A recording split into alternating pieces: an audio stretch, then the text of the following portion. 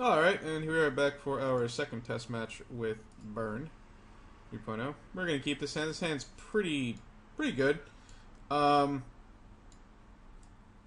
so, again, if my opponent's on an aggro deck but doesn't go... So, again, we're on the problem of Rift Bolt and Lava Spike and Searing Blaze. But again, I'm going to suspend the Rift Bolt because it's the most cost efficient. And if they don't go a turn 2 creature, I might not go turn 2 Curse of the Pure Start. And okay, so Searing Blaze is completely dead. And we're going to resolve this Curse of the Pure Start faster than we ever could before in our lives. So we're going to just hit for 3. Oh, well, that solves the problem of Searing Blaze, in case my opponent's on some kind of blue-black creature deck. And we'll go ahead and just pass the turn. Oh, I should have auto-yield to that. Oh well. So, again, against any blue-black control deck, of course, Curse of the Pure Start is the best card because it's reoccurring damage every turn that they have to deal with. So, since we drew this third mountain, we're just going to Fire Blast here. And while my opponent is tapped out, because obviously they have no days. And then we're just going to pass the turn. Since we already have a second land to cast Searing Blaze, we have a second land to cast anything that we need to. So hopefully they tap out here for, like, I don't know what. Oh, they didn't. Hopefully they play some kind of creature. Ooh, another Curse of Pure Start. Alright, well, we'll play that. I don't think that my opponent is going to have a counterspell here. They could have, like, Prohibit or Negate or something of that sort, but we'll go ahead and keep hitting for 2. Keep just fighting the good fight. No, stop gaining life. That's not fair. Alright, so literally anything off the top here is good in my deck. This is a great position to be in right now. Land preferably, but yep. Alright, cool. So I say land preferably because it gets the Searing Blaze out of my hand in case of Chittering Rats. It kills their creature in case they play something like Ninja the Deep Hours and whatnot. Yeah, and it also deals them 3 damage. So yeah, Curse the Pure Start, showing just how damn good it is, of course. So we're going to bring in the Pyroblasts, and we're going to take out, I kind of want to take out the Searing Blazes, just because they're really not great against this type of deck. They're kind of a liability, and they're not really direct damage. Fire Blast here is not great, of course. So, it's entirely possible I should maybe shave a couple of those. I kind of want to bring in Molten Rains, to be extremely honest with you. But I think Molten Rain might be better on the play. Now, we're going to bring in Molten Rains, I think. Let's see. If we shave 2 Fire Blast and a Searing Blaze, and if we take out the Needle Drops and bring in 2 Molten Rains. Let's try that. Molten Rain just to kind of try and snipe a land. We only really want like 1 Fire Blast. We don't really want 4. Or to draw like 3 of them or something. I've gotten screwed over so many times by just drawing 3 Fire Blasts. And of course, Searing Blaze, again, really not at its peak because you have to have it turned on, and we don't have fetch lands. So drawing one of them early on in the game is going to be pretty good. But drawing another one as the mid game goes on is probably not going to be great. So this hand's not terrible. I think I'm going to keep it. We only need 1 land to really get going. This is pretty much a mulligan to 6, you know, excluding the Fire Blast, so I think this is an average mulligan to 6. The only difference is that this could be a we'll see if they scryed first. They put a card at the bottom, so they're preordaining. This could be a land, and then this hand obviously would be much better, but I just don't think it's worth it. Bottom and top. Okay. Another Chain Lightning. Well, we're going to Lava Spike first. It's always better to get your Lava Spikes out because Chain Lightning can hit creatures. So do keep that in mind. Again, I've said this, multiple times in past videos. You want to go Sorcery, then Instant. You want to use all your Sorceries and then Instants. Duress. Kind of funny how I brought in Molten Rain and they have, they have, 2 basics, which is pretty funny. They took Magma Jet. Okay. Firebrand Archer. Well, I guess I'll just keep using my mana. So I'll go ahead and Chain Lightning. And we'll pass turn. Opponent resolved the Stinkweed Imp. What that's doing in their deck, I have no idea. So we're going to go ahead and Lava Spike. Gotta draw a second land at some point, so just keep that in mind. We're not under any pressure, really, so that's good. This Molten Rain's looking pretty crappy. But, I mean, the Molten Rain would be either another Fire Blast or a Searing Blaze, so it wouldn't really do anything anyway. And, alright, we'll go ahead and suspend this Rift Bolt instead of casting the Chain Lightning. And we'll just go ahead and pass the turn. Opponent with only 3 cards in their hand, which is good.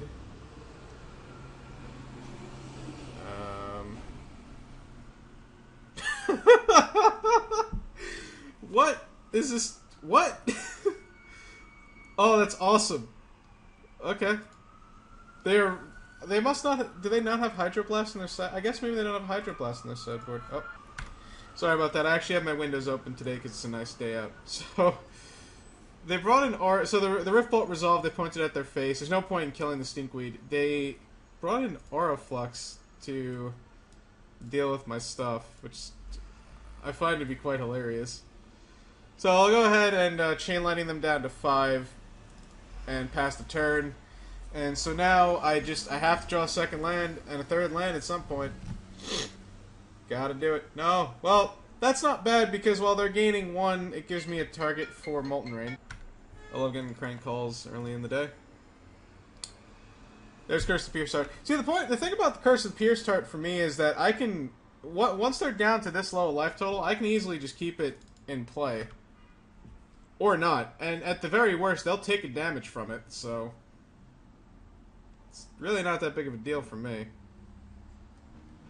Seagate Oracle. Alright. Gotta draw a second land at some point. It sucks that Firebrand Archer into Fire Blast doesn't win the game anymore, but I wasn't going to cast it anyway, that early. So it's not like it really made a difference. Oh my god, this is incredibly frustrating right now. I have 18 lands to draw and 46 cards.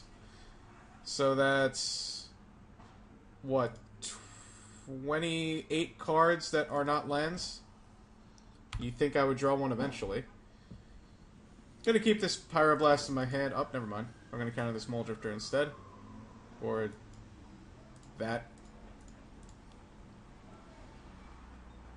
Go ahead and counter this Dinrobe of Horror.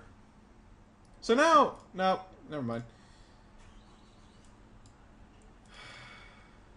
Okay. Jesus.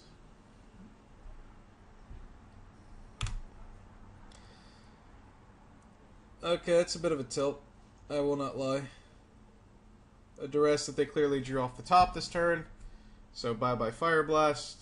They should take Fire Blast anyway because it's the best card in my hand to kill them with that they can actually take.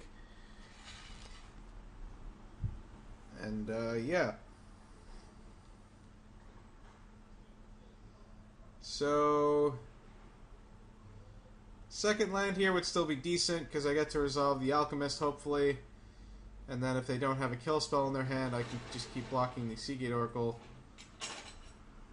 And I assume that this is getting back, yep, Preordain. And they'll probably go ahead and, yep, Preordain away. And they topped really quickly, so that's great for me. And they skipped their attack step. Okay. Alright. Let's go ahead and pass the turn.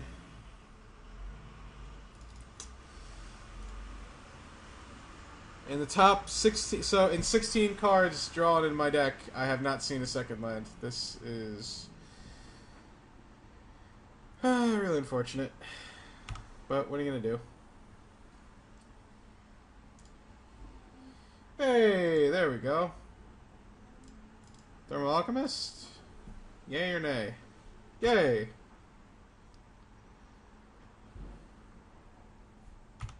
It lived. Never mind.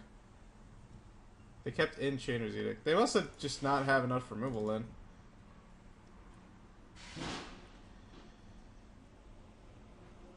Yep. Take 3.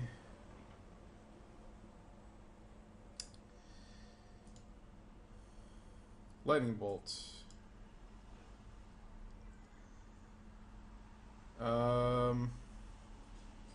Alright, well, we'll cast Archer, probably because it's the best option for me. And we'll pass the turn again.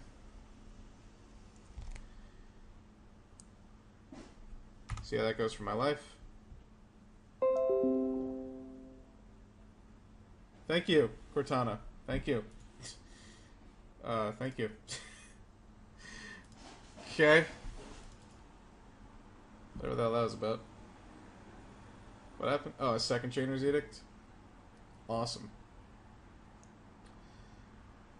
Second Lightning Bolt off the top. Ooh. Alright. Let's go to the face. If they don't have counterspell.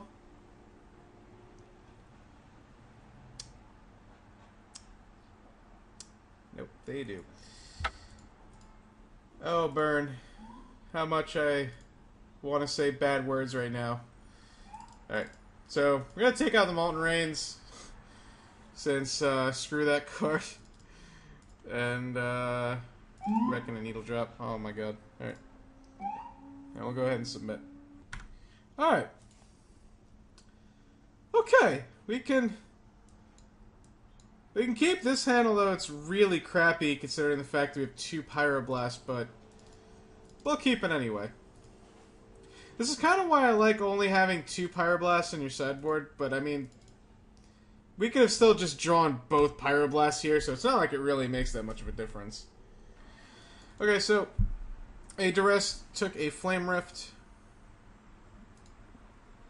and another Mountain. I guess I could have mulliganed this hand, but I saw it as 2 lands with 3 really good burn spells, and well, I guess 2 Pyroblast didn't really do much.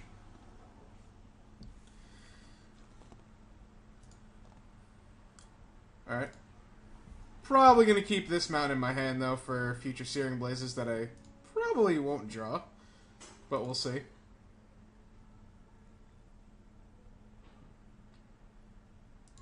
No. So I've only drawn mountains? Yep. Well, at least game 1 was, educational. This is fun. What's this one now? Seagate Oracle? Yeah, sure, that's fine. I'm not going to use this first Pyroblast on another one of these, because I kind of need them to use to force spells through. Hey, Searing Blaze, what do you know? Probably should have kept one of these other mountains in my hand, but wasn't really thinking about that at the time. It's always good to keep, your... Oh, do I care? Yeah, I kind of care. It's always good to keep your 4th and 5th mountain in your hand. For Searing Blaze, of course. Because you only really need 3 mountains out at a time so you can resolve a 2-mana spell and a 1-mana spell. But I wasn't really thinking. Oh, Radiant Fountain. Sweet. And no Mole Drifter. Does this deck play Mole Drifter? Alright, well. Let's go ahead and just cast this Rift Bolt. No point in really suspending it, because then it just gives them a free turn to draw a counter magic spell of some sort.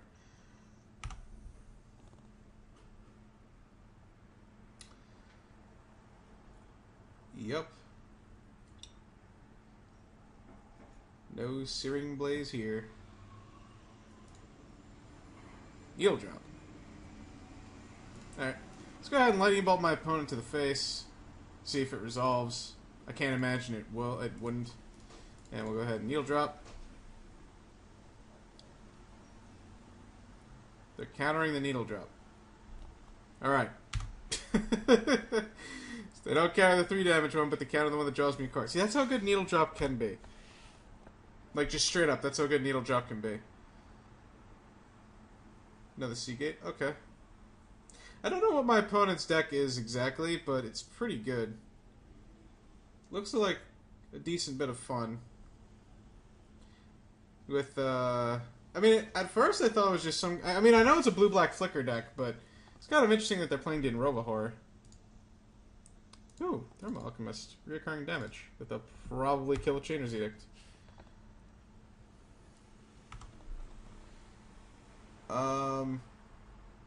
Yep. I don't think they could have tapped 2 mana any faster. Alright. So, I drew a curse and I resolved it. Go me. They ghostly flickered 2 Seagate Oracles to draw 2 cards. So, we'll see how that goes. I guess I have 11 turns before they find some way to get it off the board and kill me. Kind of like now. Here comes Dinroba. Oh no, here comes... Oh, they do play Muldrifter. They just never saw one in 2 games. It's interesting. My blue opponents always see Muldrifter. Then again, so do I. I mean, I guess that's the thing when you're playing Tron. You just always see all 4 Muldrifters a game. So you just assume that every blue player is going to see multiple Muldrifters. According to Negashane, at least. But they're playing Chittering Rats. Probably just to get some damage onto the board. So, we can Chain Lightning one of the creatures here, but I think my best hope of winning is to hope that they don't have any counterspells and hitting them for 3. And then, unfortunately, even drawing a Fire Blast doesn't do it. So, we're going to take 6 here, and then we need to draw a runner, and never mind, because they have it in Dinroba Horror, so the game, unfortunately, is actually over. Okay, so, a bit tilted about what happened, but that's just, you know, anyway, that's just what happens when you're playing Burn. You have to always worry that variance is going to beat your butt in. You know, I mean, I play Burn in Modern sometimes, and, you know, I see people play Burn in Modern. I think the difference between Burn in Modern and Burn in this format are... in Modern, every spell that you draw is pretty powerful. You have, you know, your creatures, instead of being Thermo Alchemists and Firebrand Archer, are haste creatures in the form of Goblin Guide and Monastery Swiftspear. You do have a 4 damage burn spell in the form of Flame Rift, and in Modern you have Boros Charm. You don't get Fire Blast, as where in this format you do, and then another big difference is your Searing Blazes are always turned on, so you can be a little more lenient with them. And you don't get Chain Lightning, which is unfortunate, but one big thing you do get is Skullcrack. And in this format, where gaining life is such a big deal, Skullcrack is pretty needed. But you get to mitigate it by having all the other spells, and of course you don't need to play Magma Jet in Modern and whatnot. You also get better sideboard cards in Modern. You don't have to worry about stupid things like Pyroblast and Martyr of Ashes and things. You get to, you know, actually play better cards, but such is life. So, the other thing about Modern compared to this format is in Modern, the counterspells are not as good. You don't have Spellstir Sprite. You don't have Counterspell. The cards are a little slower in Modern as well. Like, this format can be a little bit faster, you know, and everything under this and everything of that sort. So there's that. Also in Modern they don't have Hydroblast, which is a really big thing. But yeah. So what's my verdict? I mean, it's still Burn. You can play it if you want. I personally don't like playing the deck, and what just happened today in these 2 matches turned me off to the deck in this format, at least. So would I suggest you play this deck? Yeah, sure. Burn's still a good deck. You have to always expect that variance will catch up to you sometimes. I think if I was going to take out the Flame Rifts in this deck, I would add in 2 more Needle Drops. And then, as far as I personally like Magma Jet, but if you want to take Magma Jet out, I would just replace them with 2 Incinerates and leave them alone, and leave the 3 Searing Blades, but that is my personal preference.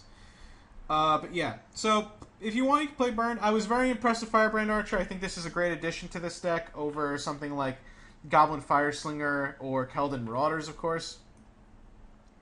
And like I said, I was pretty impressed with Magma Jet, so, and have been.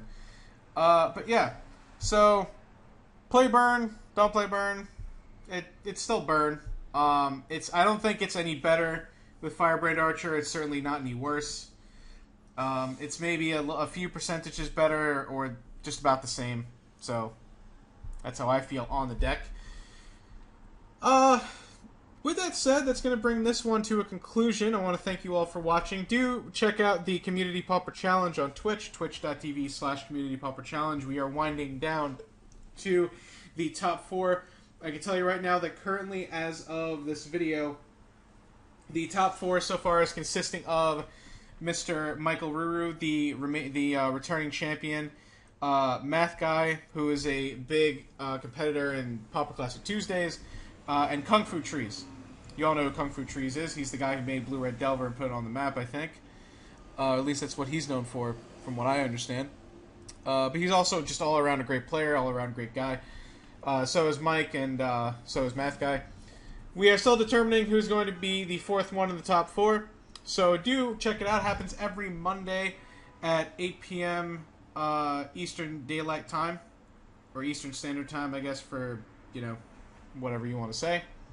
Again, that is twitch.tv/CommunityPauperChallenge. Give us a follow. Check us out. We love doing it. If you want to play in a free Pauper tournament that happens every Tuesday, you can go head on over to Gatherling.com and you can compete in Pauper Classic Tuesdays. Happens every Tuesday at 8 p.m. Eastern Daylight Time. I am the host of it, and I have a few different co-hosts right now, but, so far I am the main host. I'm also one of the assistant admins on the site, so if you're CDM Magic Online and you ever have any questions about it, you can always ask me. Feel free. Doesn't matter to me. I can tell you there are real prizes, and they are sponsored by MTGO Traders, which also runs PureMTGO.com. That is where I post and write articles, so you can go ahead and check out them. They have tons of great articles from tons of great writers, all better than myself, as always. So check it out. That is PureMTGO.com. And also, you don't have to, but I feel like might as well ask. You can subscribe to me on YouTube. I don't plan on making this a career of any sort, but it makes me feel good. And I figure, I don't know, if I can build up a subscriber base, I might look better to people. Maybe. I don't know. But yeah, I don't really think that's true. I'm probably still a crappy content producer anyway, but that's not really the point. So yeah, do check out PureMTGO.com, MTGO Traders. Check out Pauper Classic Tuesdays on Gatherling.com, and make sure to please check out the Community Pauper Challenge on Twitch. Again, twitch.tv/CommunityPauperChallenge. Thank you so much for watching. I hope you guys enjoyed this, and I will see you guys next time. You all take care.